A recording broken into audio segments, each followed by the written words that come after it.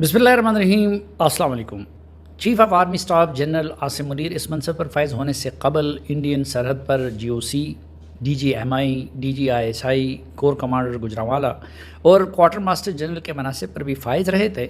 लेकिन चूँकि जनरल कामिर जावेद बाजवा या जनरल फैज़ हमीद के बरक्स वो ताल्लुक़ का बहुत महदूद हल्का रखते हैं और मुताल्लिक़ा लोगों के सिवा गैर मुताल्लिक़ा लोगों के साथ मेल मिलाप से गुरेज़ा रहते हैं, इसलिए उनकी शख्सियत और नज़रियात के गिर्द तजस्सुस और मफरूज़ों का एक हाला बना हुआ था। आर्मी चीफ बनने के बाद भी उन्होंने मीडिया से कोई इंटरेक्शन नहीं किया और ना सिविलियन प्रोग्रामात में शिरकत करते हुए नज़र आए, इसलिए ये तजस्सुस बरकरार था।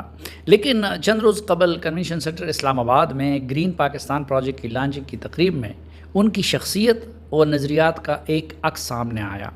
मेरी मालूमात के मुताबिक अपने इरादे के मुताबिक उन्होंने इस तकरीब में सिर्फ शिरकत करनी थी और ख़िताब का उनका कोई इरादा नहीं था, इसलिए लिखी हुई तकरीर साथ नहीं लाए थे। लेकिन कुछ हुकूमती शख्सियात ने उन्हें मजबूर किया कि वो तकरीर करें। लिखी हुई तकरीर में ज़ाहिर है कि उनके स्टाफ और इदारे का इनपुट भी शामिल होता है, लेकिन यहाँ चूँकि उन्हें फिलबदी तकरीर करनी पड़ी, इसलिए हम ये कह सकते हैं कि वो उनके दिल की बातें थी। काश वज़ीर-ए-आज़म की तरह उनके ख़िताब को भी टीवी पर बराह रास्त नशर किया जाता, लेकिन शायद अपनी खिलवत पसंदी की आदत की वजह से उन्होंने अपने ख़िताब को नशर करने की इजाज़त नहीं दी और वहाँ पर मौजूद सहाफ़ियों ने उसके सिर्फ अहम नुकात रिपोर्ट किए। वरना तो अगर वो टीवी पे नशर हो जाता तो आज हम जैसे तालिब इल्मों को ये ज़हमत नागवारा करनी पड़ती। इब्तिदा में जनरल आसिम मुनीर ने वहाँ पर मौजूद गैर मुल्की सफारतकारों और सरमायाकारों को मुखातिब किया और उनके लिए उन्होंने अंग्रेज़ी में गुफ्तगू की। उन्होंने पाकिस्तान के इंसानी और कुदरती वसाइल का तज़किरा किया और कहा कि हम एक काबिल और अहलियत रखने वाली कौम है जो टॉप पर जाने की सलाहियत रखती है। पाकिस्तान तरक्की करेगा और दुनिया की कोई ताकत उसका रास्ता नहीं रोक सकती। उन्होंने स्पेशल इन्वेस्टमेंट फैसिलिटेशन कौंसिल के ज़ेर एहतमाम तमाम प्रोजेक्ट्स और ग्रीन पाकिस्तान मंसूबे को फ़ौज की मुकम्मल सपोर्ट का यकीन दिलाया। गोया वहाँ पे मौजूद मुल्की और गैर मुल्की तमाम अनासर को उन्होंने ये पैगाम दिया कि ये जो कुछ होने जा रहा है तो फ़ौज और उससे मुताल्लिक़ा इदारे उसमें उनको मुकम्मल सपोर्ट और तहफ़्फ़ुज़ फराहम करेगी। आर्मी चीफ ने अपनी तकरीर में इस हकीकत पर पर्दा डाला था कि ग्रीन पाकिस्तान प्रोजेक्ट में उनका और उनके इदारे का क्या किरदार है और सिर्फ़ हुकूमत को ताउन फराहम करने के अल्फाज पर इक्तिफ़ा किया था। लेकिन वज़ीर-ए-आज़म मियां शहबाज शरीफ ने अपनी तकरीर में उस राज से भी पर्दा उठा लिया और कहा कि इस प्रोजेक्ट का ख्वाब दरअसल सफ़ा सालार ने देखा था और इसका क्रेडिट भी सफ़ा सालार जनरल आसिम मुनीर को जाता है। ये जो जिस विजन की सफ़ा सालार साहब ने बात की, असल हकीकत ये है कि ये इनकी सोच थी। इन्होंने मुझे मशवरा दिया कि शहबाज शरीफ साहब हमें इस तरफ आगे चलना चाहिए। उसके बाद जनरल आसिम मुनीर साहब ने कहा कि वो अपने किसान भाइयों से जो बड़ी तादाद में वहाँ पर मौजूद थे उनसे उर्दू में बात करना चाहते हैं और अपनी गुफ्तगू का आगाज़ उन्होंने इस तरह किया कि मैं एक मुसलमान की हैसियत से बात करना चाहता हूँ और बतौर मुसलमान बात करते वक्त हमेशा ये कोशिश करता हूँ कि जो उम्मुल किताब है यानी कुरान पाक तो उससे रहनुमाई लूँ। तो उस कुरान में हमें कहा गया है कि एक मुसलमान की हैसियत से आपने कभी मायूस नहीं होना है।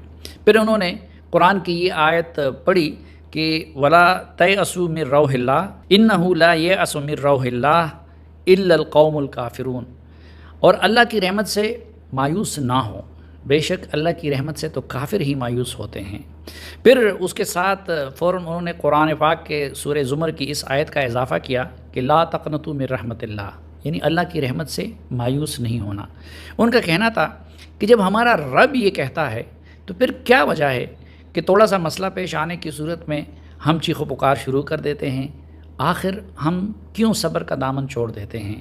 कुरान पाक की रूह से तो मुसलमानों के लिए सिर्फ दो हालतें हैं, एक ये कि जब उनको तकलीफ़ पहुंचती है तो वो सब्र करता है और जब खुशी मिलती है तो वो अल्लाह का शुक्र अदा करता है।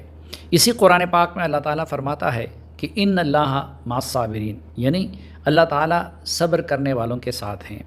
और उसको जब खुशी मिलती है तो वो अल्लाह का शुक्र अदा करता है। फिर उन्होंने ये आयत पढ़ी कि मैं यफ़अलुल्लाहु बिअज़ाबिकुम इन शकरतुम व आमनतुम व कानल्लाहु शाकिरन अलीमा, اس کا ترجمہ انہوں نے یہ کیا کہ اللہ تمہیں عذاب دے کر آخر کیا کرے گا اگر تم شکر ادا کرو اور خالص ایمان لے آؤ، اور اللہ شکر کی جزا دینے والا اور بہت جاننے والا ہے۔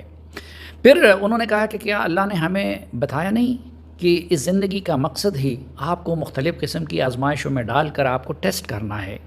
پھر انہوں نے سورہ عنکبوت کی آغاز کی یہ آیت پڑھی کہ احسب الناس ان یترکوا ان یقولوا آمنا وہم لا یفتنون، کیا لوگوں نے یہ گمان کر لیا ہے کہ ان کو یہ کہنے پر چھوڑ دیا جائے گا کہ ہم ایمان لے آئے ہیں اور ان کو آزمایا نہیں جائے گا۔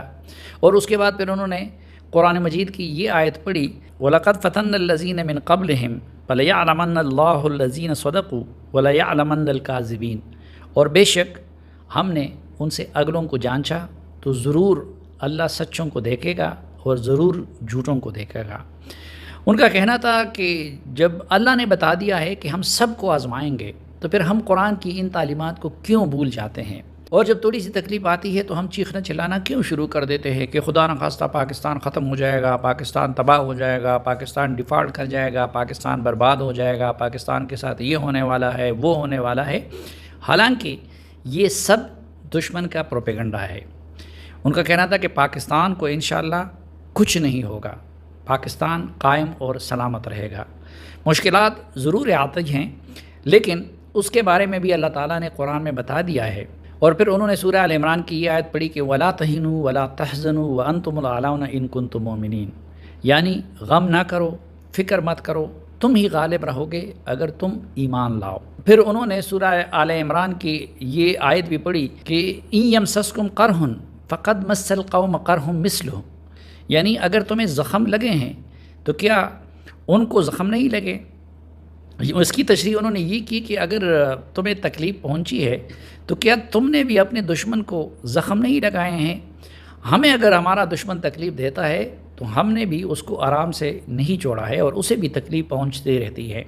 جہاں تک اوقات کے الٹ پیر کا تعلق ہے تو وہ بھی اللہ تعالیٰ نے قرآن مجید میں ہمیں پہلے سے بتا دیا ہے کہ وَتِلْكَ الْأَيَّامُ نُدَاوِلُهَا بَيْنَ النَّاسِ، اور پھر انہوں نے اس کا اردو میں ترجمہ کیا کہ میں دنوں کو انسانوں کے درمیان پھیرتا رہتا ہوں۔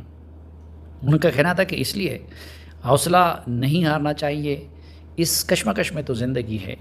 پھر انہوں نے کہا کہ آپ نے دل کے مریض کو مانیٹر کرنے والی مشین دیکھی ہوگی اسپتالوں میں، اور جب تک وہ لکیر اوپر نیچے جاتی ہے تو زندہ رہنے کی علامت ہوتی ہے، لیکن جب وہ لکیر سیدھی ہو جاتی ہے تو اس کا مطلب یہ ہے کہ بندہ مر گیا ہے۔